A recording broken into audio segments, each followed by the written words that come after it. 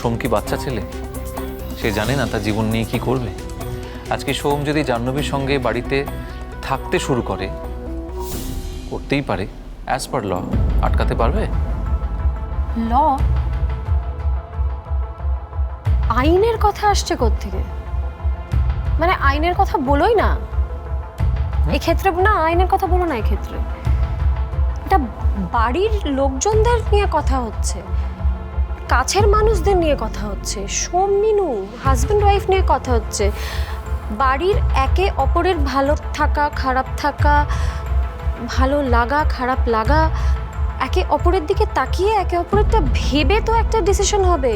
আমি বুঝতে পারছি না তুমি ল নিয়ে কেন কথা বলছো। মানে এই ক্ষেত্রে বাইরের আইনের কি ভূমিকা থাকতে পারে? আমার মায়ের মতো কথা বলছো তুমি তিথি। সোমকে যদি বোঝাতে যাও তোমরা বুঝবে? ধরো সোমকে যদি বলো যে জাহ্নবী কতটা খারাপ, মিনু কতটা ভালো, সে সেটা না বুঝে যদি রিয়্যাক্ট করে, যদি উল্টো পাল্টা চারটে কথা তোমাকে বলে দেয়, মেনে নিতে পারবে? কি বলছো? সোম চারটে উল্টোপাল্টা কথা আমাকে বলে দেবে দুম করে? ওর জীবনটা নিয়ে ওকে যদি আমি বোঝাতে যাই, ওর ভালোর জন্য আমি যদি ওকে বোঝাতে যাই, ও দুম করে আমাকে মেনে নিতে না পারার মতো কিছু বলে দিতে পারে? এটা তোমার কেন মনে হলো? আমি বলছি কেন মনে হলো, কারণ তুমি আবার সোমকে নিজের সঙ্গে গুলিয়ে ফেলছো। আমার বলার কথা বললাম, ব্যাস বোঝো এবার। দিদিভাই, ওকে তুমি ওর মতনই থাকতে দাও না। কেন বাধা দিচ্ছ বলো তো? তুই বলছিস এই কথা? মিনু, না না, আমাকে একটা কথা বল। এই তুই আর সোম যে ডিসিশনটাই নিচ্ছিস, যা করছিস, আর এই যে তুই এখন বললি বাধা না দিতে, সব ঠিক আছে, কিন্তু এই সব কিছুর পেছনে তো একটা কারণ নিশ্চয়ই আছে। এগুলো তো অকারণে হচ্ছে না। আমরা তো সেটা কিছু বুঝতে পারছি না, কারণ তোরা কিছু বলছিস না। তুই আমাকে বল কারণটা কি? কিচ্ছু হয়নি দিদিভাই, বিশ্বাস করো। শুধু জাহ্নবীকে হাতে নাতে ধরার জন্য আর কয়েকটা সময় দাও।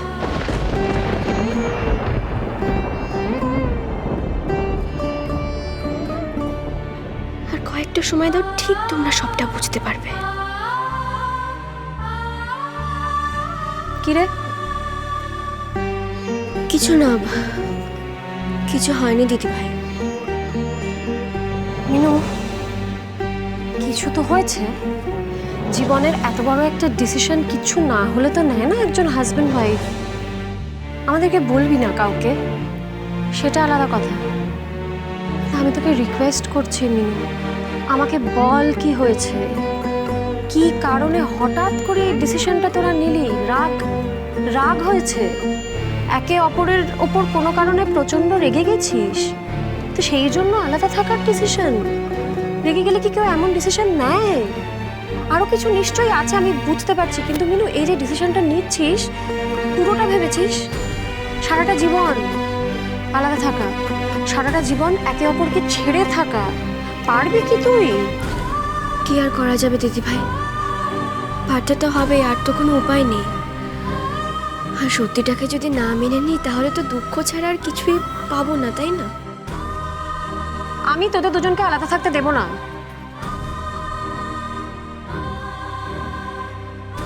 সেটা আর সম্ভব নয়।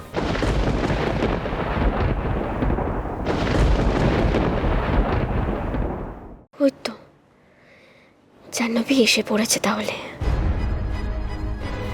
শোন, কি জাহ্নবীকে নিয়ে চলে এলে? কি করে পারলে এটা তুমি?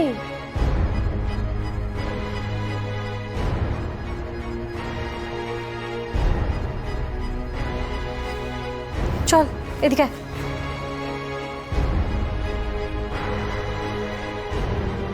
দেখো একবার ওর দিকে, ওর দিকে দেখো, তাকাও মুখটার দিকে। কিছু মনে হচ্ছে না তোমার? খারাপ লাগছে না ওর জন্য? এতগুলো দিন ওর সাথে ঘর করছো, তোমাদের সন্তান,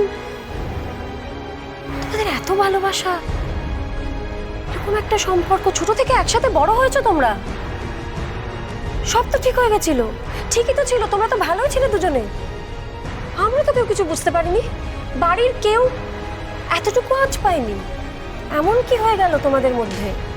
বারবার মিনুকে জিজ্ঞেস করছি, মিনু কিছু বলছে না, তোমাকে সবাই জিজ্ঞেস করছে, তুমি কিছু বলছো না। আমরা কেউ কিছু বুঝতে পারছি না যে তোমাদের মধ্যে কি হলো। কিছুই তো হয়নি, অথচ এত বড় একটা ডিসিশন হয়ে গেল, আলাদা থাকার ডিসিশন। শুধু তাই নয়, তুমি তুমি তুমি জাহ্নবীকে নিয়ে চলে এলে বাড়িতে। আমি বাধ্য হচ্ছি বলতে, শোন, তোমার আর তোমার দাদা ভাইয়ের মধ্যে কোনো তফাৎ নেই।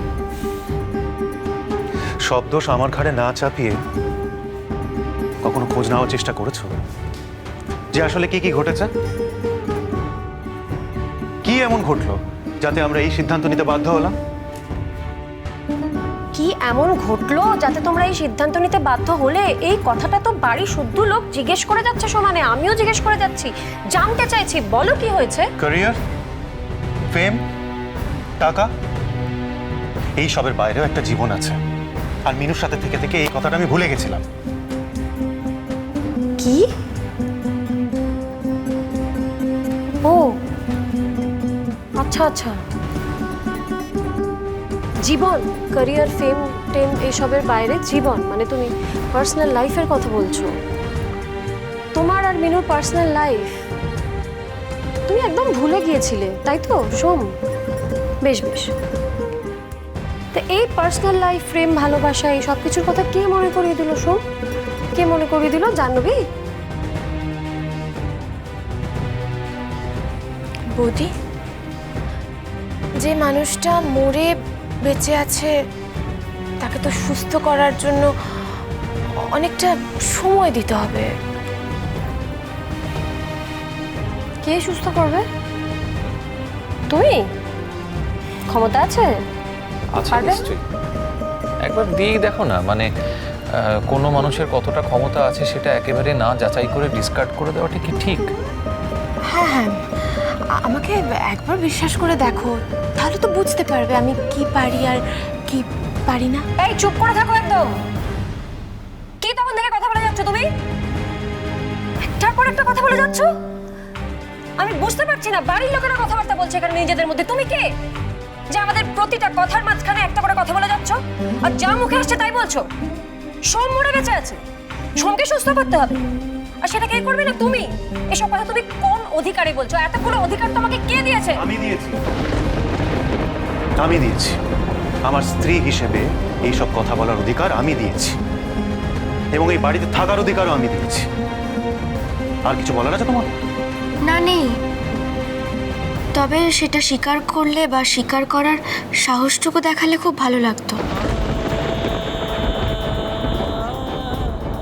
এখন এসব কথা বলে কি লাভ? ক্যারিয়ার আর কাজ ছাড়া এর আগে কিছু ভেবে দেখেছো? হ্যাঁ, কখনো ভেবে দেখেছো আমার কি ভালো লাগে? তোমার সাথে গল্প করতে ভালো লাগে, তোমার হাতে রান্না খেতে ভালো লাগে, ভেবে দেখেছো? প্লিজ সোম, এত সেন্টিমেন্টাল হলো না।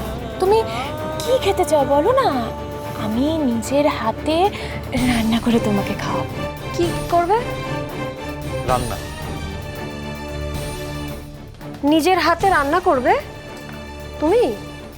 ও, এমনিতে আমাদের এক্সপিরিয়েন্স আছে, তুমি রান্নাঘরে গেলে কি হয়, রান্নার অবস্থা, রান্নাঘরের অবস্থা, যারা খাবে তাদের অবস্থা কি হয়, সেই এক্সপিরিয়েন্স আমাদের আছে। তুমি আবার বলছো রান্না করে দেবে? আচ্ছা, সম্ভব তোমার পক্ষে? মানে রান্নাঘরে গেছো কোনো দিন? হাতা খুন্তি হাতে ধরেছো কোনো দিন? মানে সকাল বিকেল রান্নাঘরে ঘুর করলেই বুঝি ভালো রান্না শেখা যায়? আমি আসলে জানতাম যে ভালোবেসে কারোর জন্য কিছু করলেই সেটা যথেষ্ট, ওই কর্ডিয়ালিটিটাই আসল আর কি।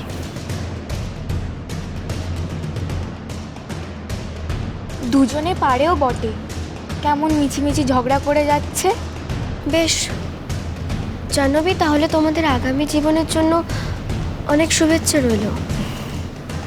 সুখে থেকো, শান্তিতে সংসার করো।